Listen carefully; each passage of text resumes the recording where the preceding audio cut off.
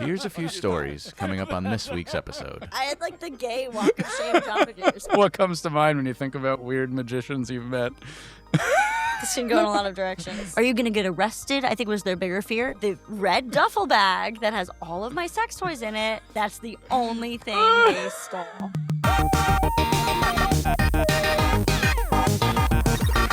Give it up for Alex. Quick reminder, I'm having a great time meeting you all on my stand-up tour. I'd love to see you in Wisconsin, North Dakota, Vermont, Massachusetts, Texas, and more. Head to alexclarkcomedy.com right now to see the full list of cities. And if your city's not listed, definitely request it at alexclarkcomedy.com. That's alexclarkcomedy.com. Enjoy the podcast.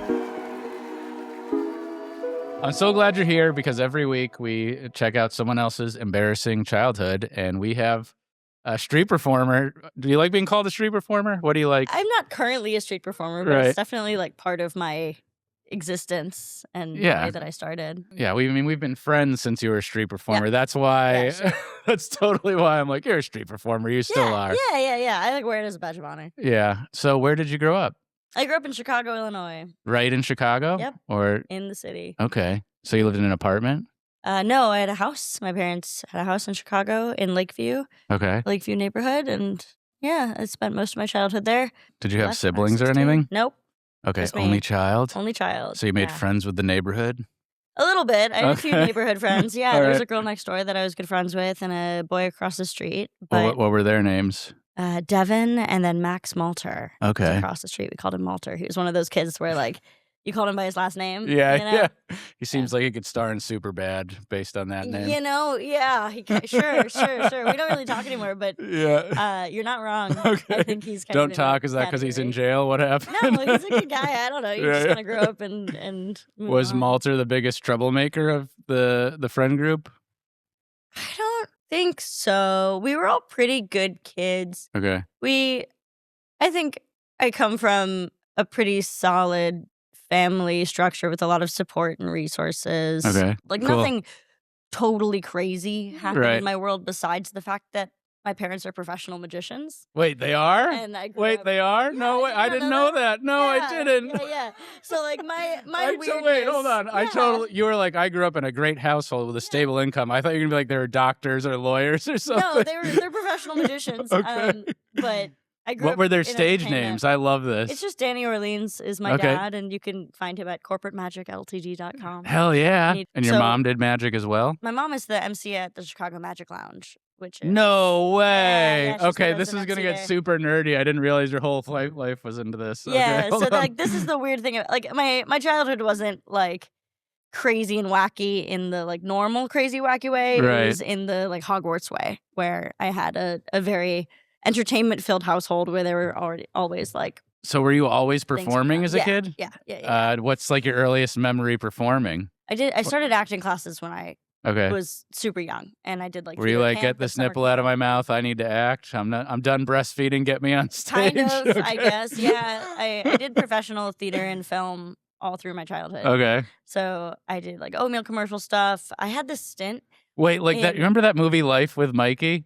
No, I haven't seen it. Okay, it's Sorry. about a girl that does like a breakfast cereal commercial, and then she's like an out of work actor at age 12. So Yeah, she's that's like, what happened. So she's like jaded and I should bitter see as a this movie. 12. That's Yeah, exactly it's awesome. what happened. When I was 13, my agent was like, You've aged out. it was weird Wait, because what was your agent's name?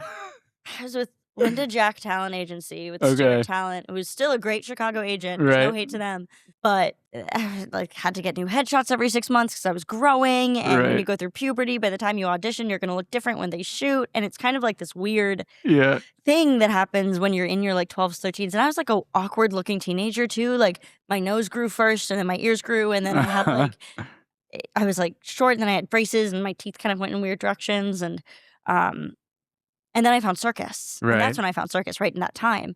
And I loved the physicality of it. I loved the like training and the muscles and the flexibility. And I also loved the fact that it wasn't a competition. Because when you would audition for stuff, you felt like the pressure of like having to get the role or whatever. No, more so like I didn't like sports because it was all about winning or losing. Got it. But with circus, you're training like an athlete, but you Got get to it. present like a theater kid, like a Right. performer. Yeah.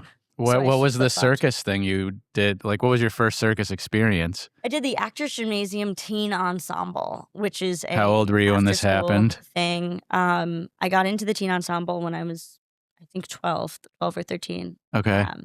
That's like your first. Had you audition like year. seen them somewhere and you're like, oh my God, that's Yeah, the peak. I Yep. need to do that. 100%. Okay. Yeah, so it was an after-school program. Do you remember what you saw?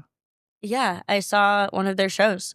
It was an after-school program called the Actors Gymnasium, and it was once a week, 1 day a week, and I got to go and just take classes. And then the teen ensemble was like the cool thing, and it's the audition only. The varsity jacket of circus. Yes, Okay. and they had jackets. We had jackets. Oh, they had jackets. Yeah, I still have. Now my we know why you wanted to be in this. You wanted a 100%, jacket. and I still have my jacket, and I also make Tiny Girl Big Show jackets now too. Like the jackets are a thing. Oh, it's absolutely a thing for sure. That's hilarious. Way through. What did you have to do to get a jacket? You have to be able to juggle 3 balls. Okay. You have to be able to ride the unicycle. Oh, I'm already out. You have to have the splits on at least one side. Okay. And you have to be like pretty decent at one aerial apparatus. All right. That's a pretty wide gamut of activities to get the jacket. Yeah, everyone had to be like a pretty solid generalist. Right. And it was run by this woman, Sylvia Hernandez de Stasi. And she was actually. She sounds like she has attitude in a good way. Does. Yeah. In a good way. Yeah. I have so much respect for her. She was one of the first coaches in my life that like taught me how to train and like show up for myself. I just picture the kind of woman that like in the movie you come in and work your best and she's like, that was not good, to try again. She was American. She didn't have like a cool Russian sports accent, but she was no bullshit. She was raised in Ringling. Okay. Raised on the road. Like didn't have a normal childhood at all. She was raised on train cars. Right.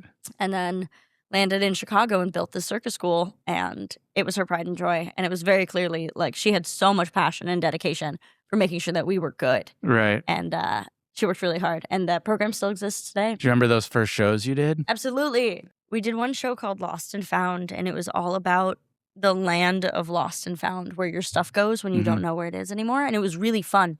And it was kind of like a play. It had like a loose storyline, but then there was circus acts in it as well. Were there any kind of how many kids were in these shows? I think there were 16 girls in it. And is it a girls only thing? No. It wasn't strictly a girls only thing. I think a few boys. Just the smart boys were like, oh, it's mostly girls. We got to get in this. It was great. It was a really great group of people. Yeah. And we had a lot of fun. Was there any sort of cliques or like mean girl type people? No, it was really awesome. I have a lot of positive memories of all of us kind of being really close. We would have like, sleepovers with like all of us. We'd have these like massive sleepovers. Whose house would they be at? A few different people's houses. There was one at my house one time. It was fun. Okay. What happened? I don't know. We all just like hung out late night and talked. We're like girls at a sleepover. Like nothing specifically illegal. Yeah. We weren't like bad kids. We got our adrenaline rushes from like doing dangerous circus things. Right. Like we had like this outlet. Did anyone ever get hurt? Creative. I don't remember any massive injuries. Okay. No. Sylvia did a really good job taking care of us and like, using mats and stuff, So what kind of stuff would you guys do with these sleepovers then? I think it was a lot of talking. We'd like run around the Chicago suburbs sometimes. And bond. You know, there's just like a lot of girlhood. Yeah. You guys like going around to parks? Yeah, like I remember some like crazy weird late nights and like jungle gyms and stuff. Right, those are the best. You're like, why are we here? I don't know, but it's fun. Right, exactly. So did the circus school. Did they go to your school too, or were they kind of from all over the region? So the circus school was based in Evanston, which was about 40 minutes north of Chicago. It was a suburb. And I was the only kid from the city that would come in. You were the cool kid. I guess. I was the kid that always showed up like 5 minutes late. Right. My train took like 40 minutes to get there. And all the girls like, she's from the city. Yeah. Her parents do magic. A little bit. Yeah, sure. For sure. But I really loved doing it. And even though it took forever to get up there and it was not the most convenient transport thing to do on a weekday. I went to an arts high school that was 40 minutes from our house, so I totally get that. What did you study there? Being a smartass. think. Did you have like a discipline? Like No, they didn't do that. I went to an arts high school too. Oh, cool. You had a discipline? Yeah, it was theater. So how did you get into the art school? Did you have to audition for that? I did. Did Shakespeare's Sonnet 71. Oh my God, do you remember it? Yeah. How much are we going to get out of you right now? You're not gonna get Just it, a but I know line? the whole thing. I know the whole thing. I absolutely do. I did the monologue to Forrest Gump. Life That's is like a good. box of chocolates. Yeah. I still remember it. You can't get one line? No longer mourn for me when I am dead. Yeah, that's great. Though you should hear the surly sullen bell give warning to the world that I have fled from this vile world. Vilest worms to dwell. This is awesome. Nay, if you read this line, remember not the hand that writ it, for I love you so, that I and your sweet thoughts would be forgot, if thinking on me then should make you woe. Now, if I say you look upon this verse when I perhaps compounded am with clay, do not so much as my poor name rehearse, lest thy love, even with thy love. You're such a theater kid. You're like, I'm Oh, not yeah. doing. You're like Rachel not Berry. doing I'm it. not doing it. Okay, fine. I'll do it. I'll do my monologue It for was you. so good. I didn't know I had to pay you to be here. That It's was about- amazing. It's apparently, I didn't know this until later, it's written by an old man who's dying to his young lover, who's probably also a man, Okay. because Shakespeare was gay, Right. about how he doesn't want him to be sad when he dies unless he will benefit off of his mourning. Right. Like the last line is like all about like, unless the rest of the world wants you to be sad and you benefit off of that, then sure, yeah, be sad about me. Like, How it's did a you? secure relationship. Shakespeare's like a really specific thing to pick for a kid. Why did you decide to do? We had to. For the audition, we had to do one Shakespeare sonnet and then a monologue from something else. Oh, I okay. can't recall what that other monologue is. Your parents sound like they must have been fun people. My dad, I'm more like my dad mentally, I think, Okay. and I'm more like my mom emotionally. Right. Does that make sense? What makes you say that? My mom is very feelings first, Cool. and she's extremely empathetic, and she's really good at reading a room, Hmm. and she's really good at like hosting a dinner or a party. She's a host professionally at Right. a entertainment venue, you know, so she's very like, she has kind of a lot of the like street performer things you need of like being able to like have your little antennas up of what the vibe is. Right. Comes from her. She's that way. Would you guys host parties and stuff when you were Oh, a yeah. kid? My mom. Oh, always had yeah? people over. Yeah. What all the kind? time. Like what kind of stuff would it be for? There's always like a huge Passover. My parents were Jewish, so I was raised in like a Jewish household, but it was very like. If you don't, that's another community-based form of magic Judaism. for the people listening. If you don't know, Yeah, it was definitely like a very community based Jewish household Okay. compared to like a faith based Right. Jewish household. Right. So we had a lot of like dinners and parties, and like Right. any holiday was an excuse. Was she freaking out that stuff wasn't ready? Oh yeah, Yeah. absolutely, 100%. Did you ever cook with her or anything? Sometimes. Okay. Yeah, I think she likes the act of hosting more than she specifically likes Okay. the act of cooking. Right. But we do recipes. My dad was into recipes. Your parents were magicians, so I feel like most kids are like, yeah, I have an embarrassing, like a time my parents embarrassed me. But would you have something like that? I don't know. I feel like that's also just because they kind of always treated me like a peer in a way, and I Mhm. don't want that to sound like weird. They were parents to me, but Right. but they took me very seriously Okay. in terms of like I wanted to do circus, I wanted to do acting, I like had all these passions, and they were like, "Cool, yeah, that's not any weirder than what we do." So Right. you know, I think Right. they would have embarrassed me more if I was like into like law or wanted Yeah, to be a right. doctor or something, and then there's like Danny the magician. Right. So I always kind of had like the cool parents because my parents were Yeah, that's what it sounds artists, like. and Right. I hung out with other kids who wanted to be artists, you know? Would you Uh, travel with them ever? For like Not a gigs or ton. vacation? Or... Yeah, we'd do like vacations and we'd end up going to like a magic convention or Right. some sort of gathering in that way that had something to do with a gig. So I love magicians. We don't have to name names, but have you ever met a just weird magician that sticks out in your memory? Yes. Okay. I've met so many weird magicians. Okay. I've been raised in a litter of magicians. Like Okay. that's my whole yeah. Yep. What comes to mind when you think about weird magicians you've met? This can go in a lot of directions. If you're listening to the podcast, I wish you could see her face right now. think it's also like notable context that I run a women's magic festival Okay. now too. That's all about like creating more inclusivity specifically in Right. magic Right. and creating less weird, uncomfortable situations Right. for women in magic Right. and variety entertainment. So we're not talking about any of them right now. Right. A lot of me wanting to do this kind of work now has to do with me seeing and meeting weird magicians as an adolescent girl. So does that make sense? Yeah, you must be thinking of something. The change you want to see in the world or something. Something.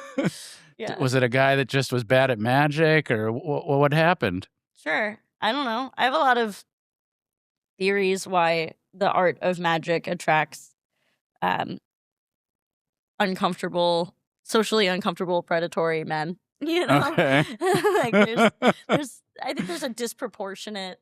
So you're saying a lot of the weird things that come to mind are like magicians using their magic to pick up ladies or attempt to pick up ladies? Yeah, okay. yeah, sure. Or just men being uncomfortable and also happening to be magicians Right. is something that kind of happens. You know, I don't necessarily think that magicians are creepy because they're magicians. I think that men are creepy and then they find magic, Right. thinking that they can take their creepiness and Yeah. like put it through the filter of sleight of hand, and then it's not creepy. Right. You know, or like if you can make a woman go wow, then you can like make her come or something, which is not that is not a one-to-one, right? Yeah. But I think it's the closest that some of them get to that feeling. Were there any quirky magicians that weren't necessarily using their powers for evil? Absolutely. I had a lot of really great mentors, friends, and adults in my life growing up, for sure. I was really close with Eugene Berger, who is a really well-known magician, and he was very close with my parents. And he was a great mentor and guide and friend and person. He passed away, but he was like really huge in my childhood. What makes you say that?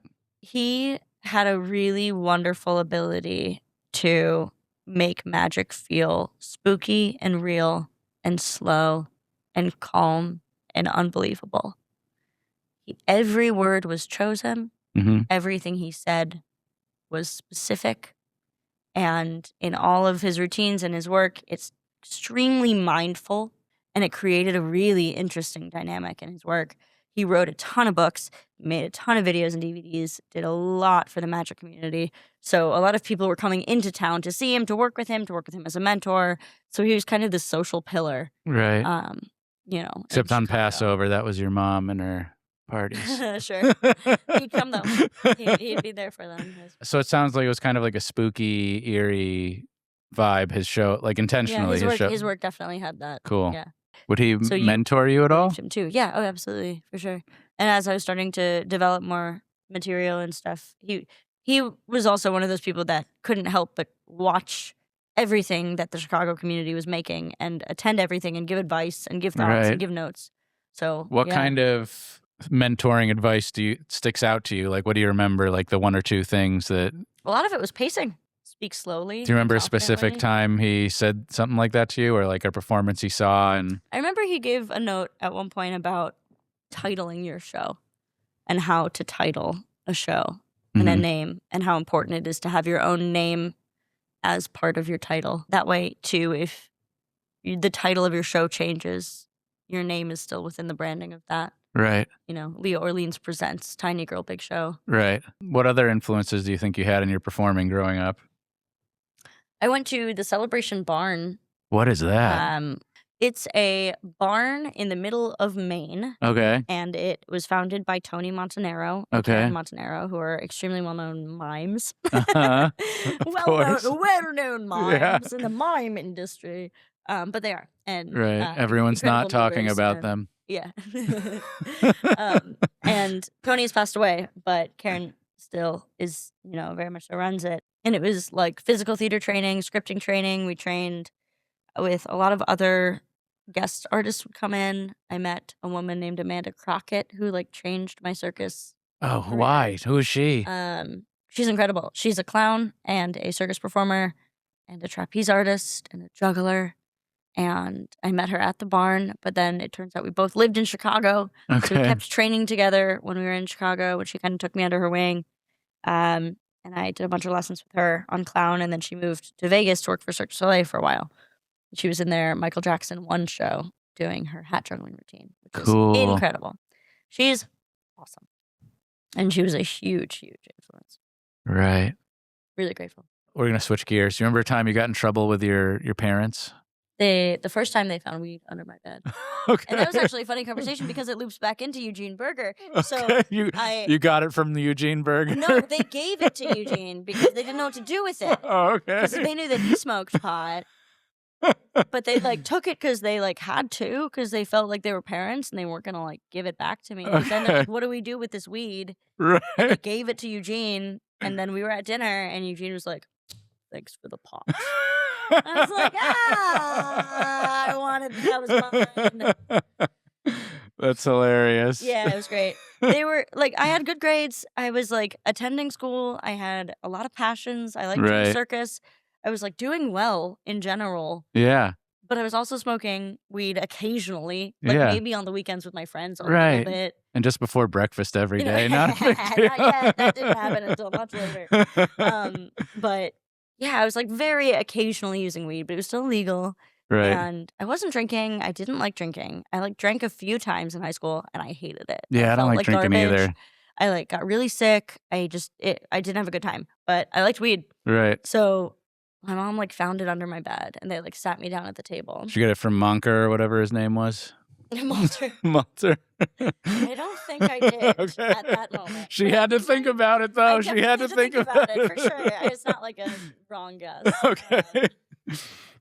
Yeah, they found my weed, and they're like, we have to take it. So did they punish you, or were they just kind of like, would you get punished for stuff? They were disappointed with me, and that was like enough to make me feel like garbage. Okay. You know, they wanted to know more. They're like, how often are you smoking? Who are you smoking with? Where are Right. you smoking? Like, are you gonna get arrested? I think was their bigger fear Right. because it was illegal, and they didn't want to get a call from Okay. jail. Like that was what they. cared Leah, about we're more. concerned about the red tape around this. Exactly. Yeah, because they couldn't be like, oh, well, your grades are sucking and Right. you're not, you didn't come home the other night or something. So like, I felt like they didn't have enough like bad behavior to punish me Right. on. Right. But they were definitely concerned about the concept of me getting arrested. Right. So like I had many friends as a kid who got arrested for doing stuff. Oh, Just like 'cause, what kind of stuff? like graffiti and vandalizing. Oh, and, what did like, they vandalize? breaking. What was the I had, like a graffitiing? bunch of like art friends that used to like go tag shit and spray. Was it paint stuff. good? I don't know. I remember one friend of mine actually. Yeah, this kid. It was like really. He was a great artist. And he went on to become Banksy. What's the story? I don't know. I haven't. Do you remember the kind of Googled stuff he him would do? forever. Yeah, he just like this is like beautiful portraits, kind of these cartoony portraits of like these kind of droopy, tired looking people. That's so cool. Were you It ever was present cool. for a tagging?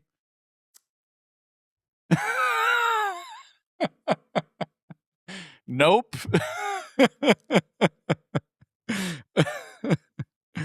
So you did one yourself is kind of the vibe I'm getting.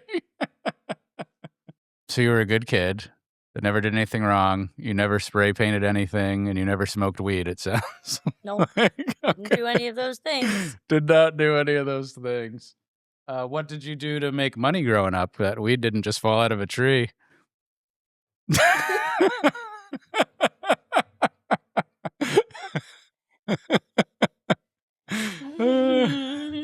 Acting didn't pay the bills, I guess.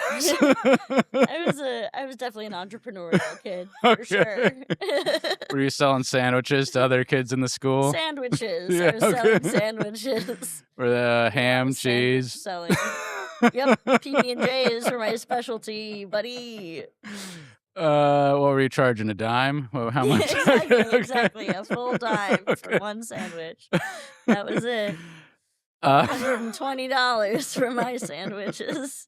they came with free weed. I don't know if it.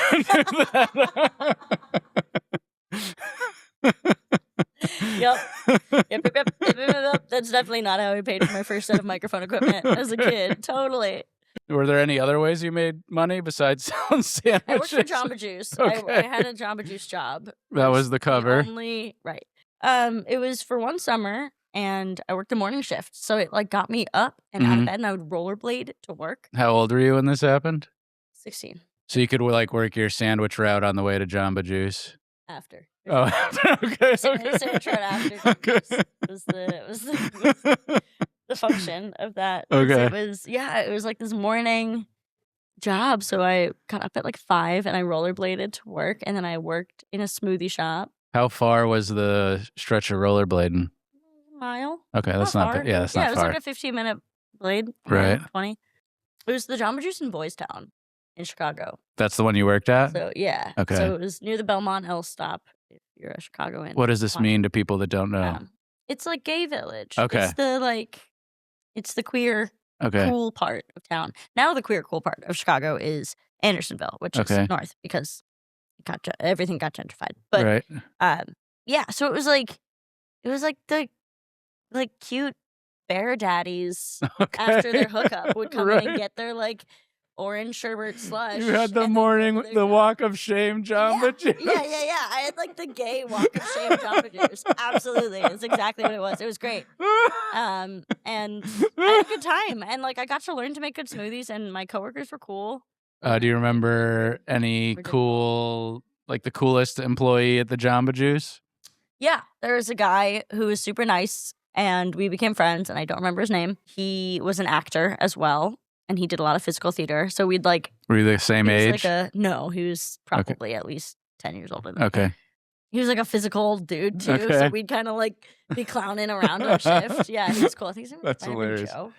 So you worked Jamba Juice. You sold sandwiches to the neighborhood. Did you do anything else to make money? I mean, I moved out when I was right after my 17th birthday. Why? So I went to circus school. Oh, no way. Yeah. Where? I moved to San Francisco. Okay. So I was like all in on theater and circus. So did you finish high school 14, early? 15, yeah. So 14, 15, 16 was like theater and circus nonstop. And then I auditioned for a bunch of circus schools. I didn't get into the one I wanted to in Canada. I was like completely distraught. And then I got into this one in San Francisco, but that meant I needed to leave immediately. And I finished my senior year of high school online over the summer. Wait, so hold on a second. Your parents just shipped you at 17 to go live by yourself? Yep. That's wild. Tell me all about this. It was great. So you got there and you're like, holy shit, I have to cook stuff? Like, what happened? Okay. Oh my God, I gained like 20 pounds in 2 months. Yeah, okay. I did. Because my mom is very healthy and cooks very, very like whole foods meals. And suddenly I had a kitchen all to myself, and it was just like mac and cheese every night. It was like boxed mac and cheese every night. And I was in circus school, so I was like hauling ass, and I was exhausted because it was a very hard, long program where I was there from like 8 a.m. to like 6 p.m. every day. And yeah, it was San Francisco. So like that's a crazy place. Yeah. Anyway, just like a nutso space. Was it right in the heart of the city? Yeah. Okay. I went to school right north of the park, and I lived right south of the... That's wild. I've been the youngest person in insert activity here for most of my life until I kind of hit like 25, and then it was like more in my life until I kind of hit like 25, and then it was like more normal to have 20-year-olds doing things. It gave me kind of this like I must prove myself complex that I had to like shake off. Do you remember any like culture shock is the wrong word, but do you remember any shock of like being on your own at that age? I remember being tired in a different way than I've ever been because I didn't have anyone else taking care of me. I lived alone. I had my own apartment, and it was like a basement studio, essentially. It was barely an apartment, but it was mine, and I didn't have a roommate.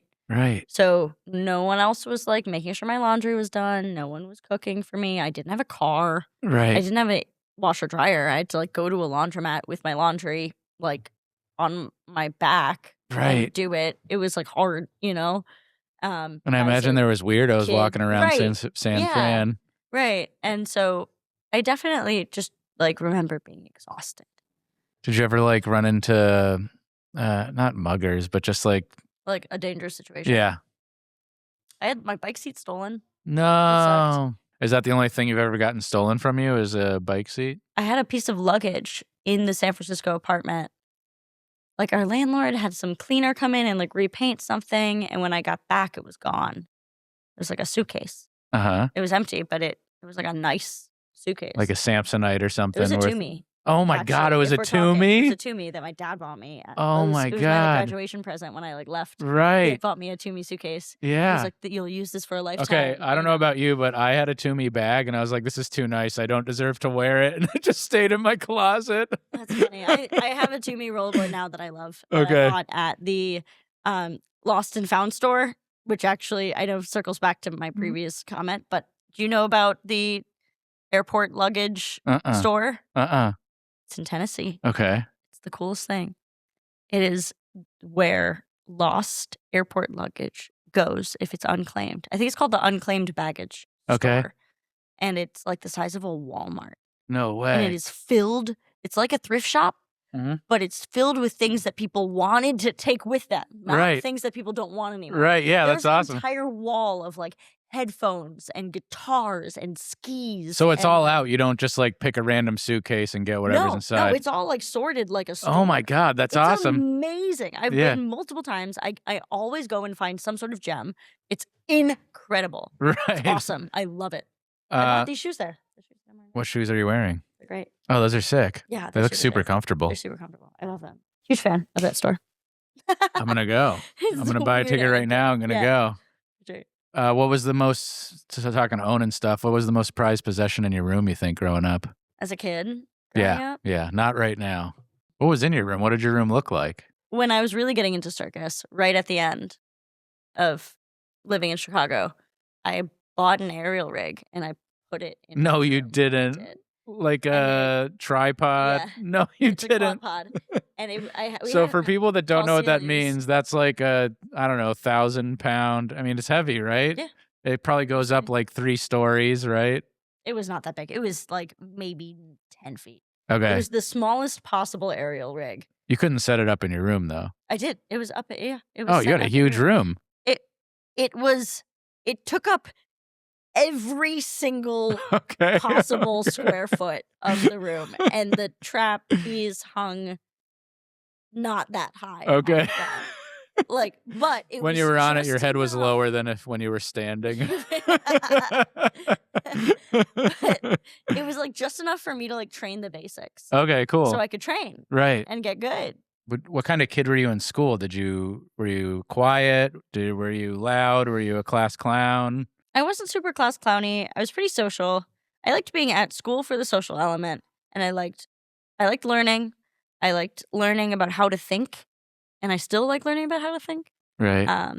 Organizational, structural kind of classes. Right. I was kind of shit at math, and then I went to like an art school, right? Right. And suddenly I was really good at math because Right. everyone else was really shit at math, Yeah. and I was like just shit at math at my elementary school where Right. other kids were really, really good at math. That's funny. So I remember there was like that weird jump where I like went to the school where everyone else was garbage, and I suddenly was in an AP class Right.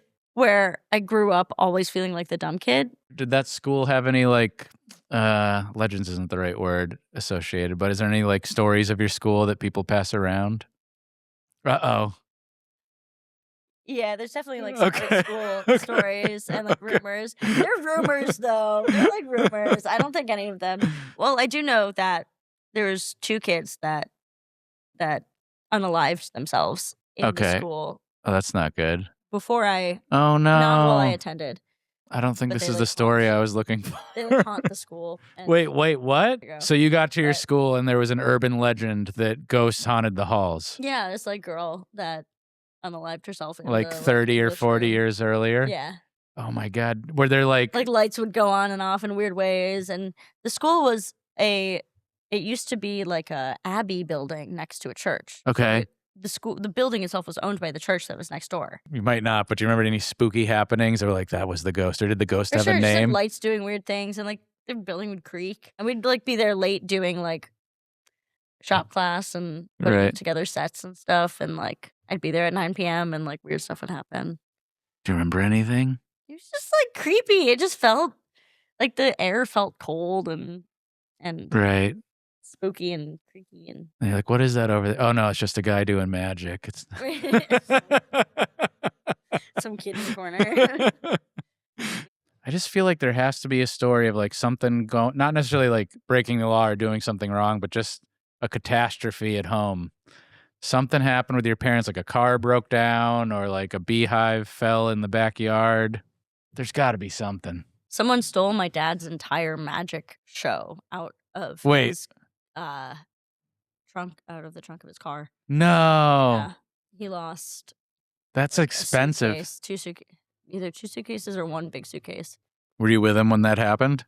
I can't remember the order of operations, but I had like my backpack on, ready to go get in the car to go to school, and he like comes back into the house like sobbing, freaking out, and being like, my case is gone. Right. My showcase is gone, and the car garage door was open, or maybe the trunk was unlocked or something like that. Something led to the concept that the case was in the trunk and the case is now not in the trunk. I feel for your dad so much because I've had stuff stolen too, but at the same time, I just imagine a man in tears going, "Someone took my magic wands." That's exactly what it was. I know. But you know it sounds so ridiculous, though. You know, but what if you're geared? Yeah, I know. I mean, I would look just as stupid. Someone took my juggling balls. Right. Oh my god, and my big yo-yo. I know. That I sucks. could just like only imagine the thieves like opening up, being like, "What is this giant coloring book? Like, Right. what are these? What are these? Like, it's just you know." And I had like The thieves were probably embarrassed with their haul. right. I had a crazy, thievery story as well, but it was not in my childhood. It was last year. Oh no, what happened? I tour full time out of my van, Right. And I, so my van has all my gear in it, Right. all my show gear, all my life. We should mention for the people listening that do not know, Leah is a fantastic variety artist and circus performer that travels all over, and you should check out her shows. I don't know why we didn't mention that before. Yeah. Tiny Girl, Big Show. It's very funny. I don't know if you put a text graphic on your screen here. I do not, but I like making you move your hands around. It's here, or here, or here. So I tour, and my whole life is in my van, and it's not a live-in van; it's just a cargo van. But, right. You know, it carries all my shit.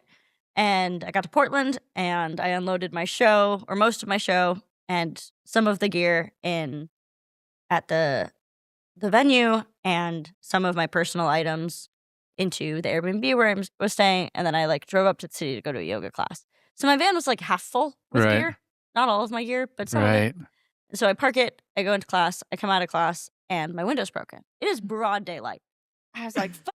So I immediately like open up the van to see what's gone, and my case with all of my sound equipment, like $10,000 of sound equipment, is there.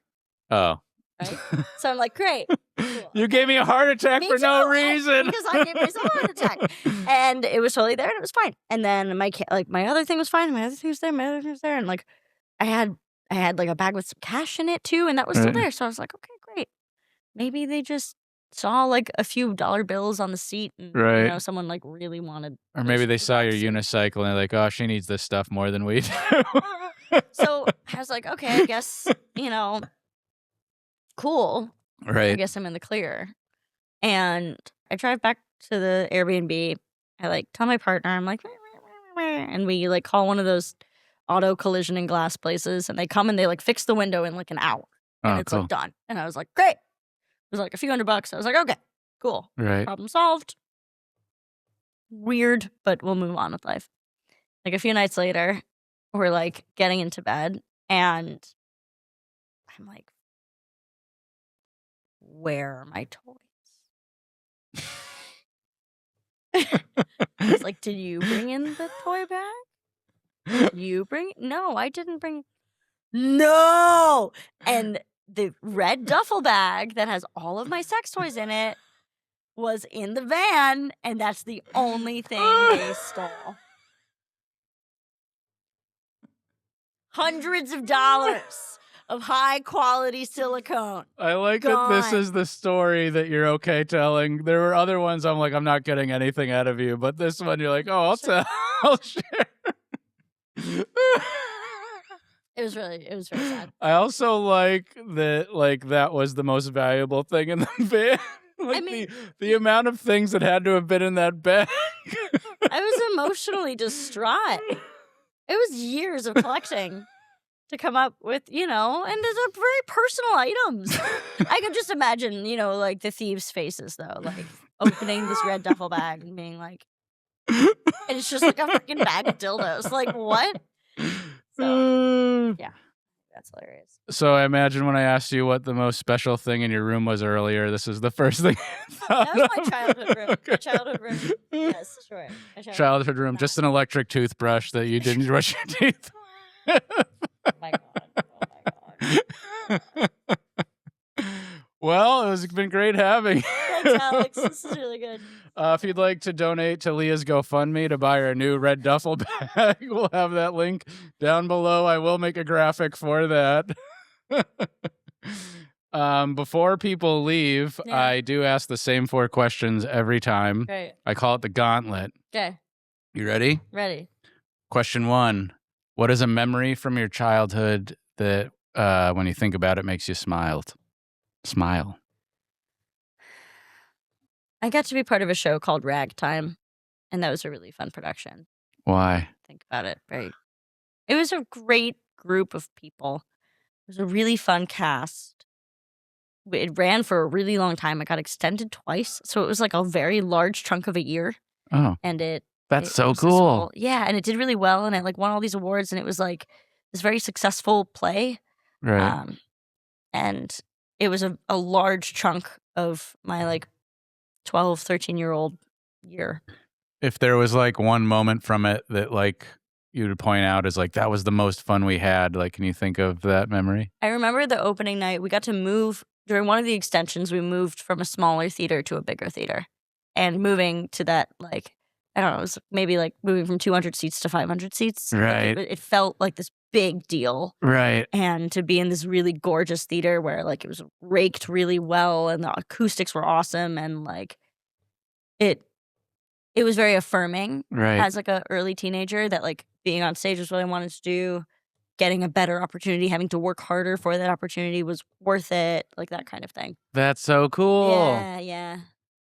All right, Really ready for fun. question 2? Yeah. This might be hard to answer because I feel like you got to give a different answer than question 1. Okay. What's a moment from your childhood that when you look back, you're proud of yourself? Kind of blew it with that first answer. No, I think that's different though. That's just different. Like Ragtime was awesome, but it wasn't like my doing. I just Okay. got cast in it. I Right. didn't feel like it was that amount of, push forward. I think I was proud of a lot of things. Ooh, I got thrust into when I was 16, my final year of high school, which was my junior year. My school was doing The Tempest, which was a Shakespeare play, and I really liked that show. And I didn't get cast in it. Instead, I got cast as the assistant director. Mm-hmm. I was like assigned a role to assistant direct it instead of getting to be in it. And the director, one of the teachers, she like dropped the fucking ball and just didn't have her shit together and didn't show up to rehearsals and kept like being late or like not. Right. Like she had some other adult project going on in her life, and I ended up like directing a lot of this show. And That's so being cool. and it was very stressful. And I had to like direct the Shakespeare play. As That's so It was cool. like a full show, like a 2-hour show. Right. And I did it, and it was awesome. And I can't really remember if the show was actually good or not. But Do you it have it felt on? awesome. Is it on tape anywhere? Ooh, I don't think so. I don't think so. But I remember My like, proudest being in memory. No one charge, should you know? watch it. Yeah, right. I just remember like being in charge of something big for the first time and really, really loving it and learning to love it and learning to like directing. That's so cool. Now a lot of my adult life is that kind of work, Right. and directing and producing. So I love that. yeah, That's a great that was a answer. big one. Ready for question 3? Yeah. If you go back and give yourself one piece of advice, what would it be? How old am I? Your agent just told you you're done, kid. Okay. I'd probably tell myself to give myself some more time, like to be patient. I think I Right. probably need to tell myself that right now too. Maybe part of why I asked that question is very feeling. Like you have enough time to figure it out. Like you don't have to rush. Right. And I think my whole childhood, I've kind of had, and by childhood, I mean my whole life, I feel like I've had this kind of like complex of like, it has to get done now. Like if it's going to happen, I have to do it now. Right. And some of that is because I'm a contortionist, and there's kind of this fear concept of like not really being able to do it when you're 40. Like Right. having, I'm an elder contortionist at 30 years old now. So like what that means is always kind of is this floating cloud around me. But yeah, I'd probably tell myself that I have time. That's awesome. All right. Ready for the final question? Yeah. I always ask everyone before they come their favorite childhood snack. Yeah. But for the people listening, do you remember what you said? Yeah. Frosted animal crackers. Yes. Those like pink and white ones. The reason I ask is I always get people a gift, and I got you frosted animal crackers. I'm so excited. I really hoped. I was like, I wonder. I got you two kinds. I got you yeah. those ones, and These I got ones, you these are the dinosaurs. Head to gladpod.com for more podcasts or to support us on Patreon. Either way, I am so glad that you were here.